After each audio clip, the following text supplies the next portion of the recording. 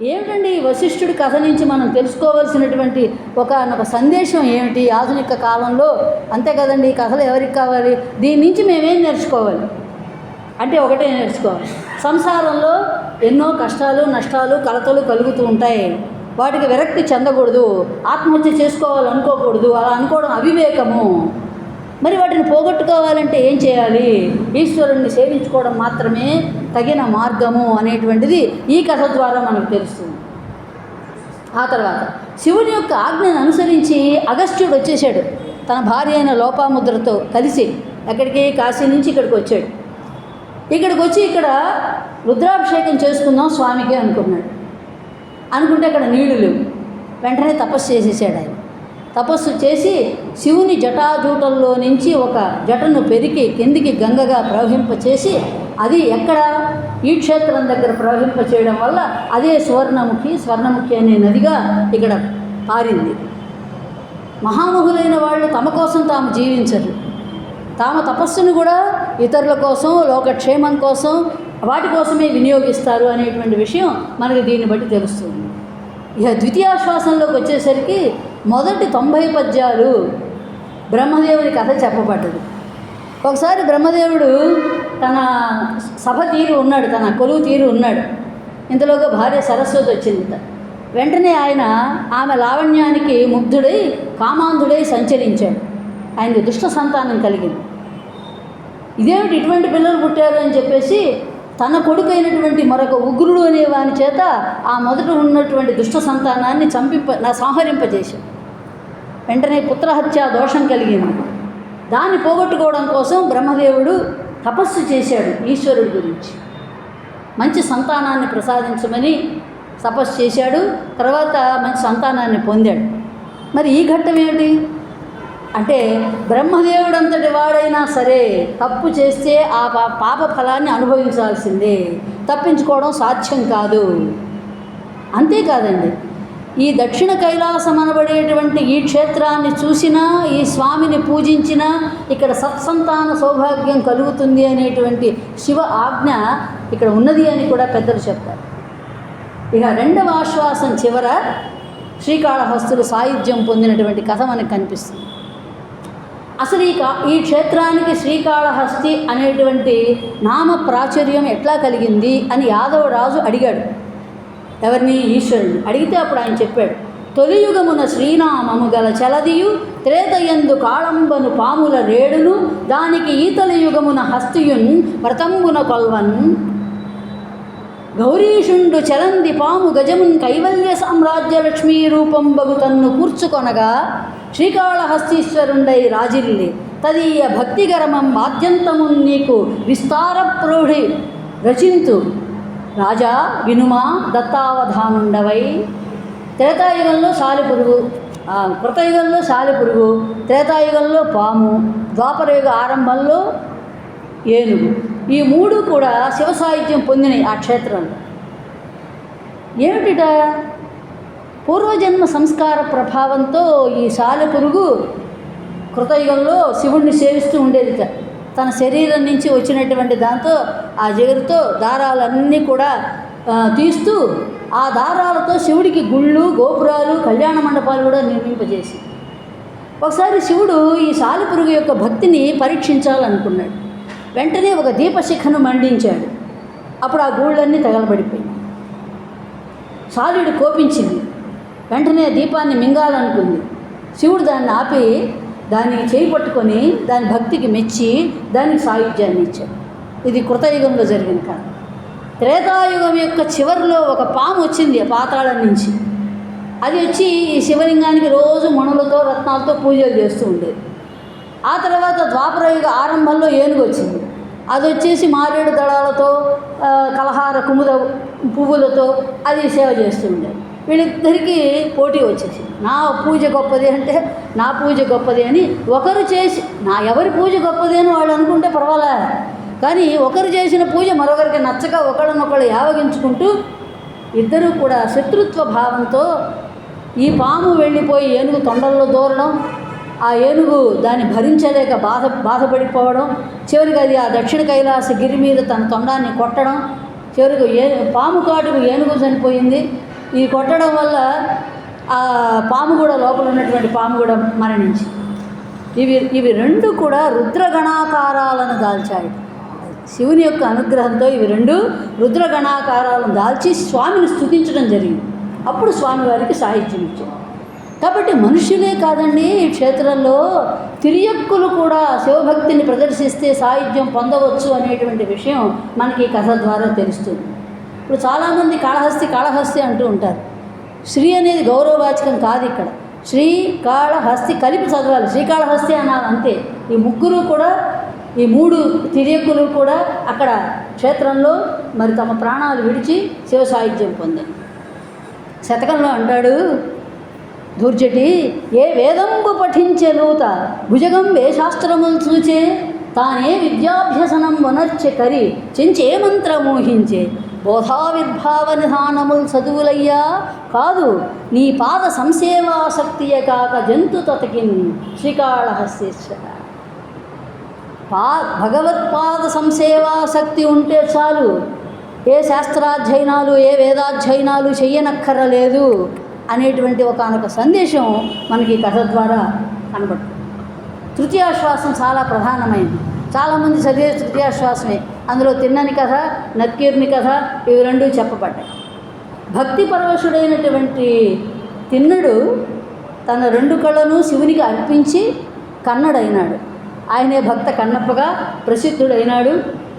అయితే మనకు సినిమాల్లో చూపించినట్టుగా ఆయనకు ఒక ప్రియురాలు విధమైనటువంటి పాటలు గిట్టలు లాంటివి ఆయన చెప్పలేదు. దూర్జటి కాళహస్తి మహత్యాలు ఏం చెప్పలేదు.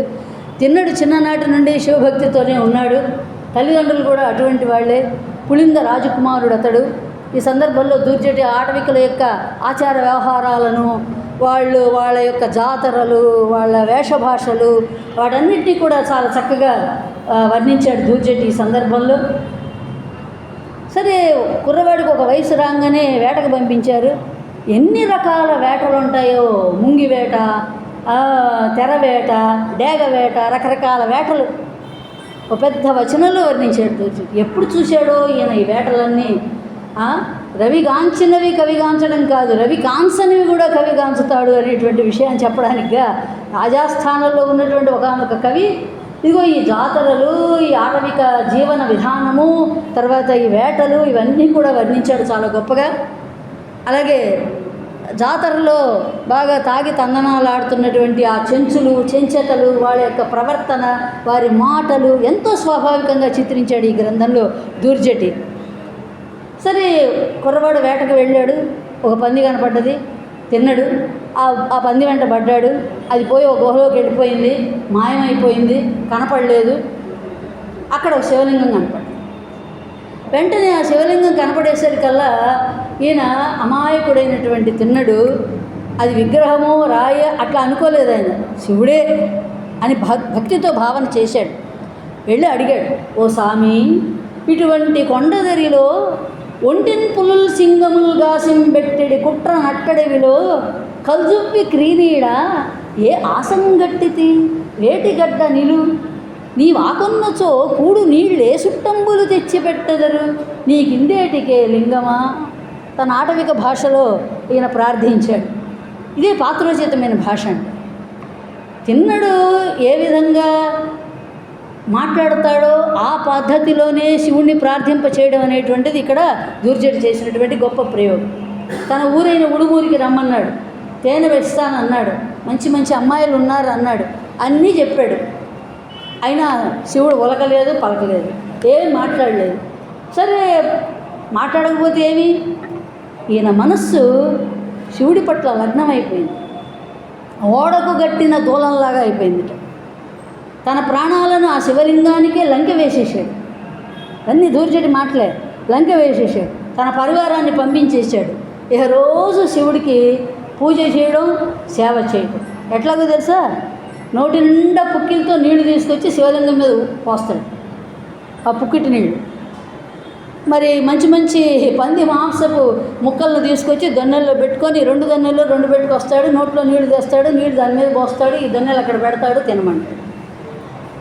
ఆయన తినడు, మాట్లాడు. తినకపోతే కాలు లేదా అంటాడు, కొవ్వి లేవా అంటాడు. ఏమండి మరి నీకు అలవాటు లేదా అంటాడు, మాడిపోయినాయా అంటాడు, కమ్మగా లేవా అంటాడు, ఇలాంటి ప్రశ్నలన్నీ వేస్తాడు. అదే తిన్నని అమాయకత్వం. చూడండి, మనం పండగలు వస్తే ఇళ్లలో పూజలు చేసుకొని మనకి ఇష్టమైన పదార్థాలేవో అవే నైవేద్యంగా చేసి దేవుడికి పెడుతూ ఉంటాం. అంటే దేవుడికి ఏమి ఇష్టమో మనకు తెలియదు కదా, కాబట్టి మనకి ఇష్టమైనవే మనం దేవుడికి నైవేద్యం పెడుతున్నట్టుగా పాప తిన్నడు అమాయకంగా తాను తినేటువంటి ఏ మాంసఖండాలు ఉన్నాయో వాటిని ఆయన నైవేద్యంగా పెట్టాడు. ఈ సందర్భంలో ఆ తిన్నని యొక్క నిష్కాపక్షం, ఆ అమాయకత్వం మనకు కనబడతాయి. నువ్వు ఆహారం తీసుకోకపోతే నీ ముందే నా ప్రాణాలు విడిచిపెట్టేస్తానని పంతం బట్టి శివుని చేత ఎట్ల గొట్ల తినిపించాడండి. వేద విరుద్ధమైనటువంటి వ్యవహార సరణితో తిన్నడు చేసే పూజల్ని స్వీకరించాడు శివుడు. ఎందుకని? తిన్నని యొక్క మనస్సులో తన పట్ల ఉన్నటువంటి గాఢమైన భక్తే దానికి కారణం. సరే, రోజు శివాలయం కడగడానికి ఒక బ్రాహ్మణుడు వస్తాడుగా, చూస్తున్నాడు ఏమిటో వారం రోజులు బట్టి అంతా ఎంగిలి మంగళంగా ఉంది, మాంసఖండాలు ఈ పుక్కిటి నీళ్ళన్నీ కూడా గారాలు పెట్టి శివలింగం నిండా ఉన్నాయి. ఆ శివబ్రాహ్మణుడు వచ్చాడు, ఏమిటయ్యా ఇదంతా, ఎవరితో కలిసావు, ఎట్లా చెడిపోతున్నావు ఏమిటి అని శివుడిని మందలించాడు. అప్పుడు శివుడు చెప్పాడు, ఇక్కడ తిన్నడు అని ఒకడు వచ్చాడయ్యా, ఒక ఆటవికుడు, వేద విరుద్ధమైన పద్ధతిలో పూజలు చేస్తున్నాడు, అతడు గొప్ప భక్తుడు అన్నాడు. ఆహా, నాకంటే భక్తుడా అన్నాడు బ్రాహ్మణుడు. నీకంటే భక్తుడు, కావాలంటే చూపిస్తాను, నా లింగం వెనకాల దాక్కోమన్నాడు. ఆయన దాక్కున్నాడు. వచ్చాడు తిన్నడు. రాగానే శివుడు తీసుకోడే ఆహారం, ఈ మాంసాహారం స్వీకరించట్లేదు, రోజుట్లాగా స్వీకరించకుండా ఒక కంటి వెంట నీరు రప్పించాడు. అయ్యయ్యో ఇదేమిటి కంటి వెంట నీళ్లు గారుతున్నాయని చెప్పేసి ఈయన అనుకొని గబగబా పరిగెత్తి వనంలోకి ఆ మందులు ఈ మందులు, విన్న మందులు, కన్న మందులు, ఆకు మందులు, పసడి మందులు అన్నీ తీసుకొచ్చి పోసాడు. వెంటనే ఆ కంటి నుంచి రక్తం కూడా కారణం మొదలు. దాంతో అతలాకుతలం అయిపోయాడు తిన్నడు. చివరికి ఏం చేశాడు? ఆలోచించాడు. ఉష్ణేన శీతలం అన్నట్టుగా కంటికి కన్నే మందు అనుకున్నాడు.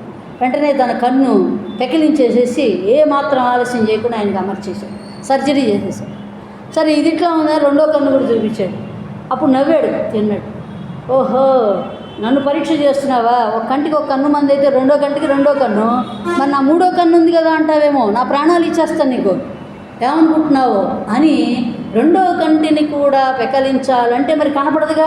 శివలింగం మీద తను ఏ కంటికి పెట్టాలో, సర్జరీ చేయాలో అక్కడ కాలు పెట్టేశాడు, చెప్పుతో కాలు పెట్టేసి ఈ కంటిని కూడా పెకలించబోతూ ఉంటే అప్పుడు శివుడు సపరివారంగా ప్రత్యక్షమై ఆ శివబ్రాహ్మణుడికి తిన్నడికి భవబంధాలు తెంచేసి తనలో ఐక్యం చేసుకున్నాడు.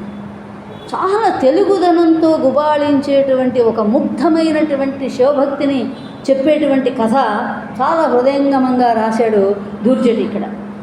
ఇక్కడ చిత్తశుద్ధి ఉండాలి, నిరాడంబరత్వం ఉండాలి, ఇవే భక్తికి సోపానాలు, ఆచార వ్యవహారాలు కాదు అనే విషయాన్ని ఒక గొప్ప సందేశంగా తిన్నని కథలో మనకు దూర్జటి చూపిస్తాడు. ఇక ఇందులోనే ఉన్న మరొక కథ నక్కీరోపాఖ్యానం. తమిళ సంగవాంగ్మయంలో ఉన్నది ఇది.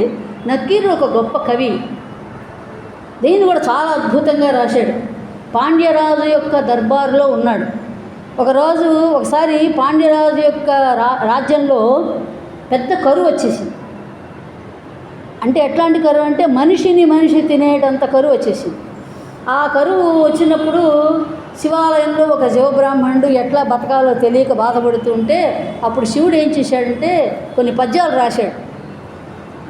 పోయి నువ్వు పాండ్యరాజు యొక్క ఆస్థానంలో ఈ పద్యాలు చదువుకో, ఆయన నీకు డబ్బులు ఇస్తాడు, ఆ డబ్బులు తెచ్చుకొని నువ్వు ఏదో ఈ కరువులు అవి ఇవి కొనుక్కొని బతుకు అంటాడు. సరే వెళ్ళాడు.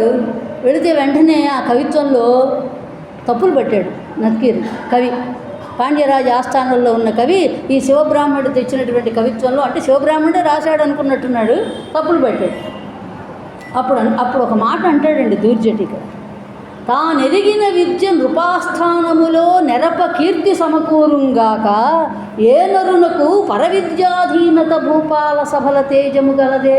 ఇది ఒక మంచి సూక్తి. ఎవడైనా తన విద్యను తాను ప్రదర్శించాలి, కానీ పరుల విద్యను కానీ ప్రదర్శిస్తే రాజసభలలో గౌరవం ఉండదు కదా అనేటువంటి విషయం. దానివల్ల తేజస్సు కూడా ఉండదు కదా అని అనుకుంటాడు. వచ్చి శివబ్రాహ్మణుడు వచ్చి శివుడి దగ్గర చెప్తాడు, ఏమయ్యా నువ్వు రాశావు, ఆయన తప్పు పట్టాడు, నేను సమాధానం చెప్పలేకపోయాను, ఇది నువ్వు రాసిచ్చిన పద్యాలు కదా, ఇది పరవిద్య కదా, దీనివల్ల నేను ఎంత నష్టపోయాను, ఎంత అవమానింపబడ్డాను, అదే నేను రాస్తే నేను సమాధానం చెప్పుకోగలిగి ఉండేవాడిని కదా అని ఆ బ్రాహ్మణుడు శివుడి దగ్గరికి పోయి ఏదో ఎట్టగొట్ట బతుకుతాలే అని సూటి మాటలు మాట్లాడు. వెంటనే శివుడికి కోపం వచ్చేసి, ఏమిటి కటకట ఆ నక్కీరుండట కవితయు తప్పు పట్టెనట అటు పదమి ఎటువలెనో తెలిసేదా అని నిడలాక్షుడు గబగబా బయలుదేరి ఆయన దగ్గరికి వెళ్ళాడు, రాజ్యసభకి వెళ్ళాడు. ఎవరయ్యా ఇక్కడ నక్కీరుట? ఈ రాజన్యుని మీదనే కవిత సాహిత్య స్ఫురన్మాధురి చారు ప్రౌఢిమ చెప్పి పంప విని మాత్సర్యంబు వాటించి నక్కీరుండు ఊరక తప్పు పెట్టనట. ఏది? లక్షణంబో, అలంకారంబో, పదబంధమో, రసమో చక్కని చెప్పుడా తప్పనని. ఎక్కడ తప్పు రాశాను? నేను ఎంతో సాహిత్య స్ఫురన్మాధురి విధానంలో నేను ఇట్లా కవిత్వం రాసి పంపిస్తే ఈ పద్యం చాలా అద్భుతమైన పద్యం అండి. ఇందులో ఒక ఉత్తమ కవిత్వానికి ఉండవలసిన లక్షణాలన్నీ ఇందులో చెప్పాడు దూర్చెట్టు. అంతేకాదు తన కవిత్వంలో కూడా ఈ లక్షణాలన్నీ ఉన్నాయి అనే విషయాన్ని చెప్పకుండానే చెప్పాడు. ఏముండాలి కవిత్వానికి? మాధుర్యం ఉండాలి, ప్రౌఢి ఉండాలి, లక్షణం ఉండాలి, అలంకారం ఉండాలి, పదబంధం ఉండాలి, రసం ఉండాలి. ఇవన్నీ ఉంటేనే అది ఉత్తమ కవిత్వం. అట్లా రాసి పంపించారు. అసలు ఏమిటండి గొడవ వీళ్ళిద్దరికీ?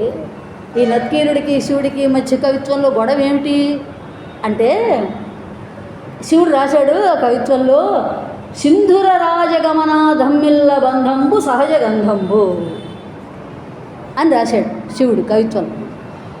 అది తప్పు, అది కవి సమయానికి ఒప్పు కాదు, తప్పు అని నిష్కర్షగా చెప్పేశాడు నక్కీరు, నిర్భయంగా చెప్పేశాడు. వేనలి సహజ గంధయుతము కాదు. వేనలి అంటే జుట్టు అండి.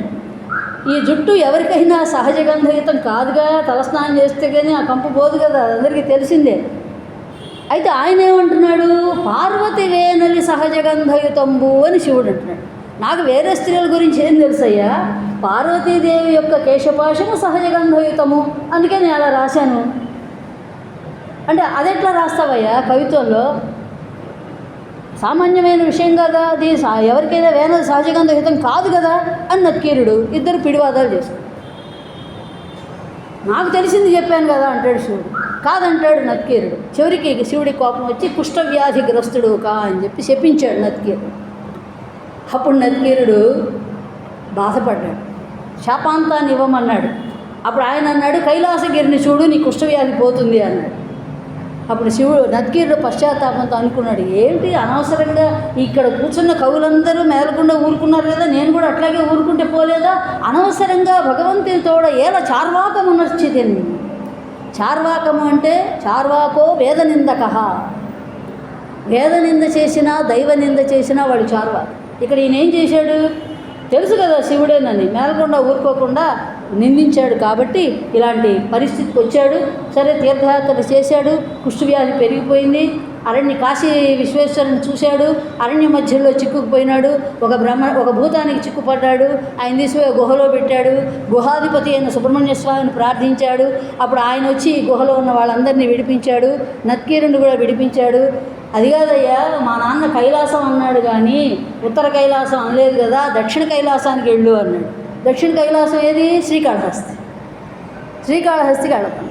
అప్పుడు ఈ ఉపాయం చెప్పగానే, అదిగో అక్కడ నీళ్లు ఉన్నాయి, అక్కడికి పోయి దానిలో కురుంకు నీళ్ళలో మునుగు అన్నాడు. ఆడబోయిన తీర్థం ఎదురైన రీతి ఆ నీళ్ళల్లో ఆయన స్నానం చేసి లేచేసరికి శ్రీకాళహస్తీశ్వర దర్శనం.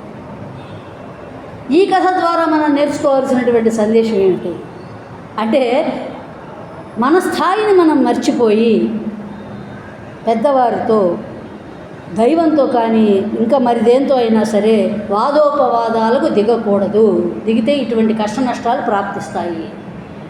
ఆ తర్వాత 4వ ఆశ్వాసంలోకి వచ్చింది. వేశ్య తనయలు అంటే వేశ్య యొక్క కుమార్తెలు ఇద్దరు.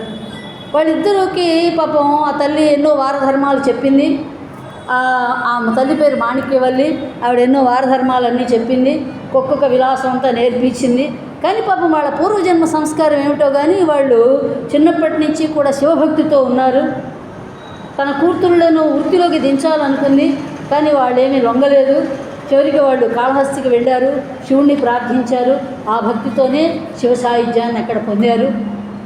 అటువంటి ఒక కాని కులంలో జన్మించిన మహాభక్తియుతులై వాళ్ళు ఆ విధమైనటువంటి సాహిత్యాన్ని పొందడం అనేటువంటిది ఈ కథలో. అంటే ఎటువంటి వారైనా పతితులైనా, అది ఇక్కడ దూర్జటి చెప్పదలుచుకుంది. తిరియక్కులను చెప్పాడు, ఇప్పుడు పతితులైనటువంటి స్త్రీలను గురించి. అంటే అటువంటి వృత్తిలో లేరు వాళ్ళు, ఆ కులంలో జన్మించారు.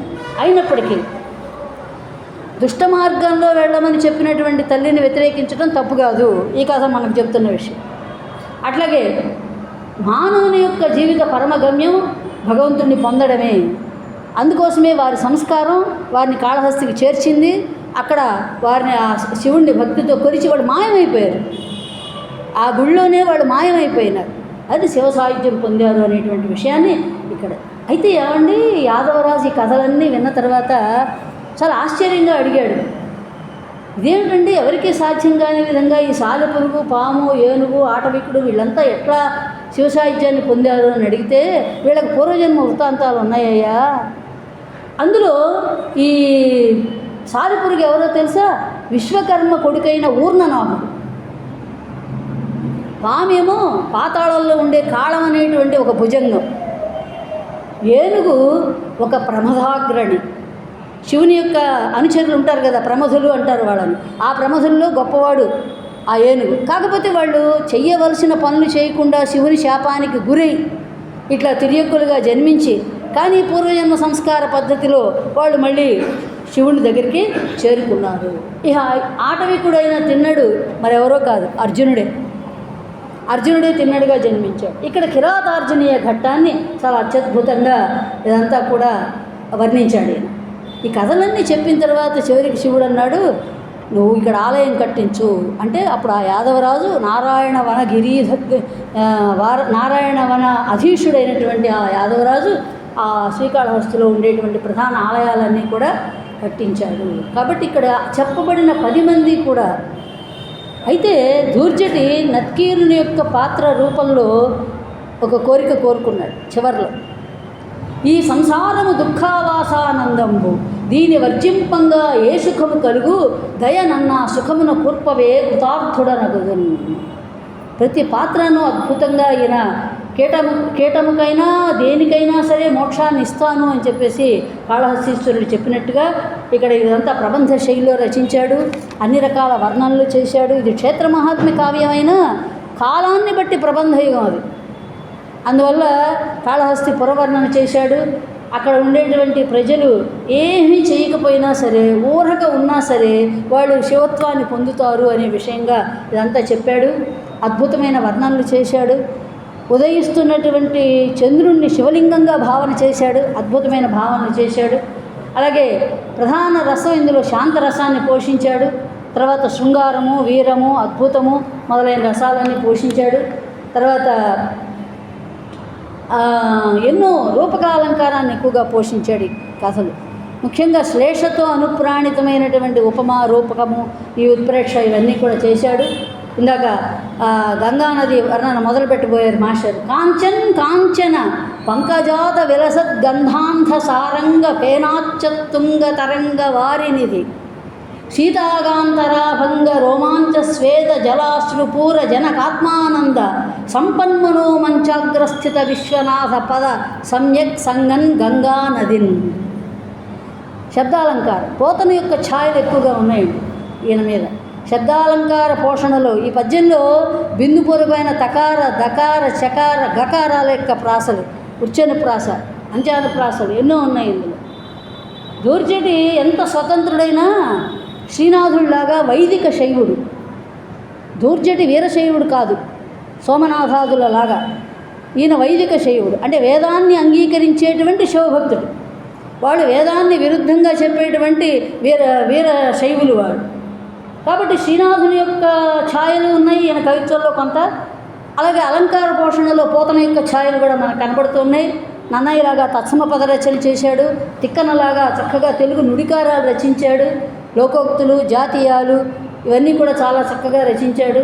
ఆడబోయిన తీర్థం ఎదురైనట్లు, ఓడగట్టిన దోలంబ ఇలాంటివన్నీ కూడా చెప్పాడు. అన్నిటికంటే విచిత్రం కన్నడ పదాలు ఎక్కువగా వాడాడు ఇందులో. దేవరు, బిడారు, మాడబేకు, బిజమాడు, అలాగే అన్యదేశీయ పదాలు ఫౌజు, గులాము అప్పటికే వచ్చేసినాయి కదా అన్యదేశీయ పదాలు. అలాగే తమిళ పదాలు ఉన్నామల జగదంబిక అన్నామల విశ్వనాథుని ఆరాధించన్ మన్నాసయు పొన్నాసయు పెన్నాసయు లేని వారి పెన్నిధులగుటన్. ఉన్నామల, అన్నామల, మన్నాస, పెన్నాస ఇవన్నీ కూడా తమిళ పదాలు, వాటిని కూడా ప్రయోగించాడు. అసలు కొన్ని స్వతంత్ర ప్రయోగాలు చేస్తాడండి, అవి నిఘంటువుల్లో కూడా దొరకవు. లూలామాలపు మాటలు అంటాడు, మోసపు మాటలు అన్నాడు. అలాగే కొట్ర అంటాడు, అరబములు అంటాడు, కొత్తామర అంటాడు. ఇవన్నీ స్వతంత్ర ప్రయోగాలు. కారణం ఏంటంటే కవిలో స్వతంత్ర ప్రవృత్తి ఎక్కువ, నిర్భయత్వం ఎక్కువ, అలాగే ఆయన నిరంకుశమైనటువంటి లక్షణం కలిగిన వాడు, ఎవరిని కూడా లెక్క చేయడు. అందుకే ఇలాంటి కవిత్వంలో కూడా కనిపిస్తాయి. మాధుర్యము ఉంది దుర్జటి కవిత్వంలో, ప్రౌఢి కూడా ఉంది. కొన్ని పద్యాలు చాలా ప్రౌఢంగా ఉంటాయి, కొన్ని చాలా తేలిగ్గా పలుకుబడులతో ఉంటాయి. ముఖ్యంగా ఓజోగుణం ఎక్కువగా ఉంది. ఓజ సమాస భూయస్త్వం అన్నాం కదా, ఈ ఓజోగుణంలో సమాస లక్షణం, సమాసం ఎక్కువగా పెద్ద పెద్ద సమాసాలు వెళ్ళిపోతాయి. అలాంటివన్నీ కూడా రచించారు. ఈయన ఒక విషయం చెప్పాలి ఏంటంటే, దుర్జటిలో యోగశాస్త్ర పరిజ్ఞానం ఉంది, శివభక్తిని ఉంది, ఇవన్నీ ఉన్నాయి.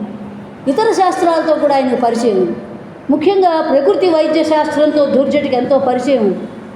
ఆ విషయం మనకు ఎప్పుడు తెలుస్తుంది? తిన్నని కథలో ఆయన చెప్పినటువంటి ఇప్పుడు పిల్లలకి కన్ను ఎర్రబడితే ఏం చేస్తారు? తల్లి బుడలో ఊది ఇట్లా పెడుతుంది, కరవోష్ణ అంటారు దాన్ని. లేకపోతే ఇలా ఇలా అనేసి ఇలా పెడతారు. అట్లాగే నెత్తిన నెయ్యి, తంగేడాకు పెట్టడం, కంట్లో నూరి నెయ్యి పెట్టడం, ఇలాంటి ఒక ప్రకృతి వైద్య శాస్త్ర విషయాలన్నీ కూడా ఈయనకు తెలుసు అనడానికి ఈ తిన్నని కథ మనకి సాక్ష్యంగా కనిపిస్తుంది. అట్లాగే కరువు వస్తుంది. కరువు ఎప్పుడు వస్తుంది అంటే చనుదెంచి శని మీనమునకు అంటాడు. అక్కడ శని మీనరాశిలో ప్రవేశిస్తే కరువు వస్తుంది అనేటువంటి విషయం ఇక్కడ ప్రస్తావిస్తాడు. దీన్ని బట్టి ఆయన జ్యోతిశాస్త్ర ప్రవేశం కూడా ఉందని మనకు తెలుస్తుంది. అలాగే వేశ్యాతనయుల కథలో కామశాస్త్ర పరిజ్ఞానాన్ని చూపించాడు. ఏదైనా గొప్ప లోకజ్ఞుడైన కవి తనకు తెలిసిన విషయాన్ని తన అనుభవంతో రంగరించి వర్ణిస్తాడు. అది మనకు దుర్జటిలో కనిపించే విషయం. అలాగే లోకానుశీలనం కూడా ఉంది. పిల్లలకు విభూతులు పెట్టడం, లేదంటే కాళ్ళకి చేతులకి నల్ల పూసలు కట్టడం, తాయెత్తులు కట్టడం, కాటుకలు పెట్టడం, ఇలాంటివన్నీ ఆయన లోకానుశీలన వ్యక్తిత్వాన్ని కనిపింపజేస్తాయి. ఇక నత్కీరుడు అంటే దుర్జటే, దుర్జటి అంటే నత్కీరుడే. దుర్జటి యొక్క పర్సనాలిటీ, ఆత్మీయత అంతా నత్కీరుడిలో కనిపిస్తుంది. అందుకే చివరిలో అంటాడు, ఈశ్వరుని స్తుతిస్తూ నత్కీరుడు సాహిత్య శ్రీవరా అంటాడు. సాహిత్య శ్రీవరుడు శివుడు అవునో కాదో తెలియదు కానీ దుర్జటి మాత్రం సాహిత్య శ్రీవరుడు. ఇక చివరిగా ఒక్కసారి శతకాన్ని గురించి ముచ్చటించుకుందాం. కొంతమంది కవులు చేయి తిరగడానికి కావ్యం రాయక ముందు శతకం రాస్తారు. కొంతమంది కవులు అంతా అయిపోయిన తర్వాత శతకాంతం హి సాహిత్యం అన్నట్టుగా చివరిలో సాహిత్యం యొక్క చివరిలో శతకం రాస్తారు. ఈ శతకం అనేటువంటిది కవుల యొక్క ఆత్మాశ్రయ గుణాన్ని బాగా వ్యక్తపరుస్తుంది. కవి తన కష్టాన్ని, సుఖాన్ని, బాధను, బంధాన్ని అన్నిటినీ కూడా ఒక పుస్తకం పరిచినట్టుగా తన మనస్సుని భగవంతుని ముందు పరిచి తన ఆవేదనను ఆర్తితో భగవంతునికి నివేదన చేసుకునేటువంటి లక్షణం ఈ శతకంలో మనకు కనిపిస్తుంది ఎక్కువగా. ఒక ఆధ్యాత్మిక సాధకుడు ఏ విధంగా తన బాధలన్నీ భగవంతునికి నివేదించుకొని మనోప్రక్షాళన చేసుకొని జ్ఞానం పొందడానికి అర్హుడవుతాడో, చిత్తశుద్ధిని పొంది అటువంటి ఒక ఉత్తముడైన ఆధ్యాత్మిక సాధకుడు ఈ శతకంలో కనబడతాడు మనకి దుర్జటిలో. అటువంటి ఆధ్యాత్మిక సాధకులందరికీ ఈ శతకం పఠనీయం, అవశ్యం పఠనీయం. అటువంటి ఈ శతకం ద్వారా ఆయన ఎన్నో విషయాలు చెప్పాడు. రాజ నిగ్రహణం చేశాడు, భోగ పరాంగుఖత్వాన్ని చూపించాడు, వైరాగ్య విషయాలన్నీ ప్రస్తావించాడు. అట్లాగే ఈశ్వర పదారాధనా శక్తిని కూడా చూపించాడు. ఒకటి రెండు చిన్న ఉదాహరణలు. అంతా మిథ్య తలంచి చూడ నరుడట్లౌటెరింగిన్ సదా కాంతల్ పుత్రులు అర్ధములు తనువు నిక్కంబంచు మోహార్ణవ భ్రాంతిని చెంది చరించుగాని పరమార్థమైన నీయందు తా చింతాకంతయు చింత నిలపడు కదా శ్రీకాళహస్తీశ్వర.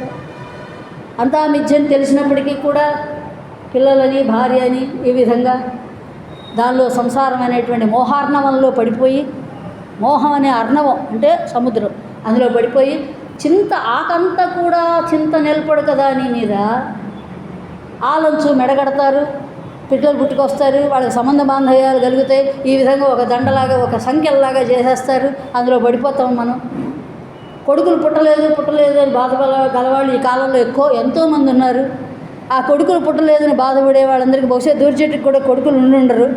అందుకే ఆయన చక్కగా చెప్పాడు. ఆయన కొడుకులు పుట్టరడంచు ఏడుతురు అవివేకులు జీవన భ్రాంతులై కొడుకులు పుట్టరే కౌరవేంద్రునకు అనేకులు వారిచే ఏ గతులను వడసెన్ పుత్రులు లేని ఆ శుకునకు ఏ దుర్గతిన్ వాటిల్లేనే దుర్గతులు చెడునే మోక్షపదంబు అపుత్రకునకు శ్రీకాళహస్తీశ్వర. పుత్రులు లేనివాడికి ఏమన్నా మోక్షపదం రాదా అని అడుగుతున్నాడు. అట్లాగే నిన్ను సేవిస్తే నాకు ఆపదలు వచ్చినా పర్వాలే, కష్టాలు వచ్చినా పర్వాలే, సుఖాలు వచ్చినా పర్వాలే, నాకు సన్మానం జరిగినా పర్వాలే, అవమానం జరిగినా పర్వాలే, నా గ్రహగతులు ఎలా ఉన్నా పర్వాలే, నీ పట్ల జ్ఞానం ఉంటే చాలు, నీ పట్ల శుద్ధ భక్తి ఉంటే చాలు అన్నీ చెప్తూ బాగుందండి, మేమంతా రిటైర్ అయిపోయాం, ఇప్పుడు బాగా చదువుకుంటున్నాం, ఆధ్యాత్మికమైన మార్గంలో ఉన్నాము అని అంటే అబ్బెబ్బే తప్పండి. చాలా ముందుగానే మీరు ఆధ్యాత్మిక మార్గంలోకి వెళ్ళాలి. ఎప్పుడు వెళ్ళాలో తెలుసా? దంతంబులు పడనప్పుడే, తనువునందు ఆరూఢి ఉన్నప్పుడే, కాంతాసంఘము రోయనప్పుడే, కురులు వెల్లెల్లగా అన్నప్పుడే, వింతల్మేన చరించనప్పుడే, జరా క్రాంతంబుగానప్పుడే, చింతింపన్వలని పదాంబుజములను శ్రీకాళహస్తీశ్వర. పళ్ళు ఉడకముందే, జుట్టు నెరవకముందే, వింతలన్నీ రోగాలన్నీ మేనిలో రాకముందే చింతించాలి. అన్నీ వచ్చాక నువ్వు కింద బాస్కెట్లో కూర్చోలేని స్థితిలో ఏం చేస్తావు అని అంటున్నాడు. అన్నీ చెప్పిన తర్వాత ఇక్కడ మాధురి మహిమ అనేటువంటి తన కవితా లక్షణాన్ని నైవేద్యంగా సమర్పిస్తున్నట్ట. ఎవరికి? ఈశ్వరుడు. ఇది శతకంలో చెప్తున్నాడు ఈ మాట. ఆయన పూజ ఎట్లా ఉంటుంది అంటే జలకంబుల్ రసములు, ప్రసూనములు వాచాబంధములు, వాద్యములు కలశబ్దంబులు, అంచితాంబరం అలంకారంబు, దీప్తుల్ మెరుంగులు, నైవేద్యము మాధురి మహిమగా నినున్ కొల్తు రంజిల దివ్యార్చన కూర్చి నేర్చిన క్రియన్ శ్రీకాళహస్తీశ్వర. దూర్జటి చేసేటువంటి ఒక దివ్య దేవతార్చన ఇదిట. చూడండి, ప్రతి కవి ఇలాగే చేస్తాడేమో. ఏమిటది? ఆయన కావ్యంలో ఉపయోగించే రసములు అభిషేక జలాలు, ఆయన మాటల కూర్పులు పువ్వులు, మధుర ధ్వనులు మంగళవాద్యాలు, ఆయన కావ్యంలో రాసే అలంకారాలు రత్నాంబరం, ఆయన కావ్యంలో చూపించే జిగేలు దీప్తులు ఏవైతే ఉన్నాయో అవి హారతులు. తన కవిత మాధురి మహిమయే మహానైవేద్యంగా భక్తితో ఈశ్వరునకు సమర్పించుకుంటున్నాను నా నేర్చిన విధంగా. ఏ మాధురి మహిమనైతే భగవంతుని యొక్క అనుగ్రహంతో పొందాడో దాన్ని మళ్ళీ భగవంతునికే నైవేద్యంగా సమర్పించడం అనేటువంటిది ఇక్కడ దూర్జటి చూపించాడు. చివరిగా ఒక మాట, మధు అనేటువంటి శబ్దానికి శివుడు అనే అర్థం కూడా ఉంది. మధువు యొక్క మహిమను మధురంగా తన కావ్యాలలో ప్రవచించడం చేత దూర్జటి కవిత్వం మాధురి మహిమకు నిలయమైంది. దూర్జటిలోని శివభక్తియే ఆయన మాధుర్యం తప్ప మరి ఏ రకమైనటువంటి సుధారస మా ధారలను గ్రోలటం వల్ల వచ్చింది మాత్రం కాదు అని నిక్కచ్చిగా చెప్తూ స్వస్తి.